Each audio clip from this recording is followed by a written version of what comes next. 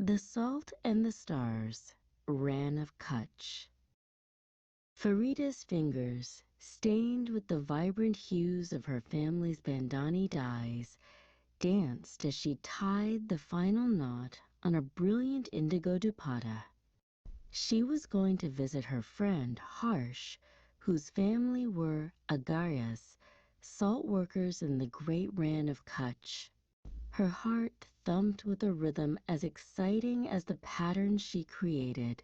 She imagined a vast, white desert, a place so different from the colorful chaos of her own village.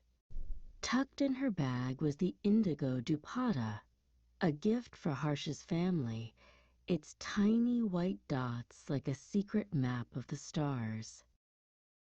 The bus journey was a blur of changing landscapes, the lush greens of her village slowly giving way to a stark, beautiful emptiness. When she finally arrived, Harsh was there to greet her, his smile as wide as the horizon. "You're here," he shouted, grabbing her hand and pulling her towards his family's bunga, a circular mud hut that stood like a sentinel against the endless white. The air was crisp and clean, and the ground crunched under her feet. It was a world of white, a canvas waiting for a story. The next morning, Farida followed Harsh and his parents onto the salt pans.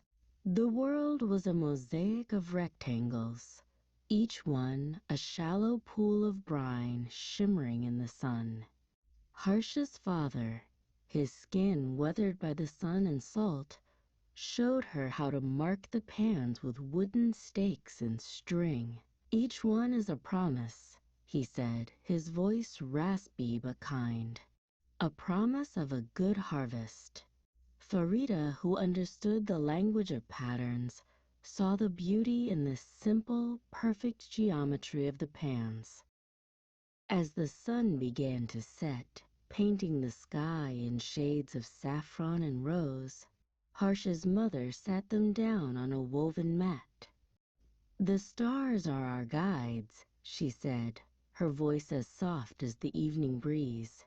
She pointed to the constellations, telling them the stories of the Agaryas who used the stars to navigate the vast, featureless Rann on long, dark nights.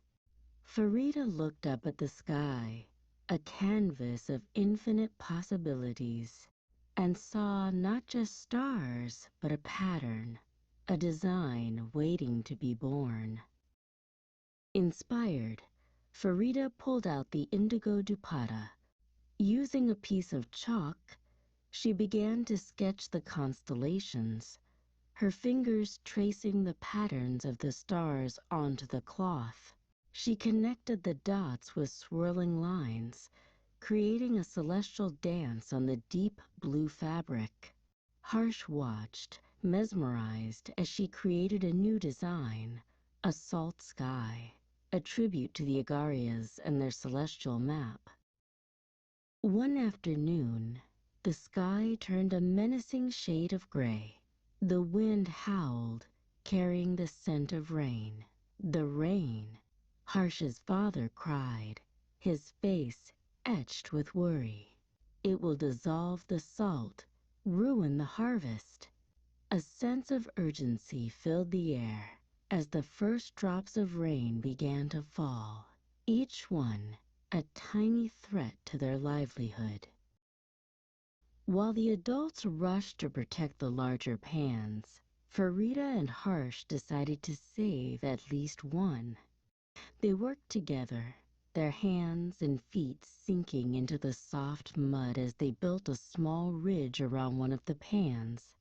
The rain plastered their hair to their faces and soaked their clothes, but they worked with a fierce determination, their small act of defiance, a beacon of hope against the storm.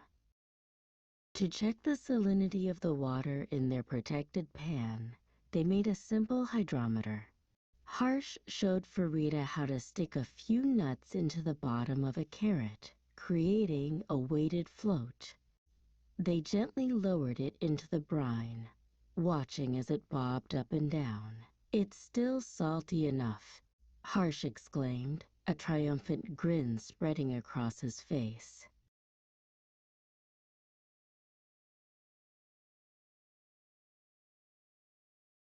The next morning the sun broke through the clouds, its golden rays illuminating a world transformed. The rain had stopped, and their small, protected pan was a glittering jewel box of freshly formed salt crystals. It was a breathtaking sight, a testament to their hard work and a symbol of their resilience.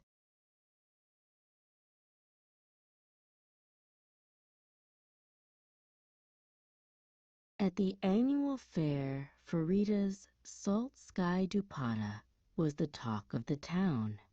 People marveled at the unique design, a beautiful fusion of the starry night sky and the intricate patterns of bandhani.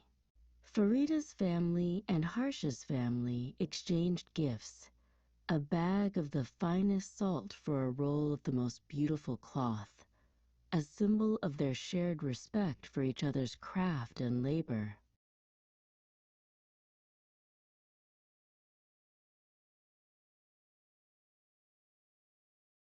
As Farida prepared to leave, Harsh handed her a small pouch filled with salt crystals from the pan they had saved. "A reminder of our adventure," he said, his voice filled with a mixture of pride and sadness. Farida clutched the pouch, the sharp edges of the crystals, a tangible memory of her time in the Rann, a place that had taught her about the stars, the salt, and the enduring power of friendship.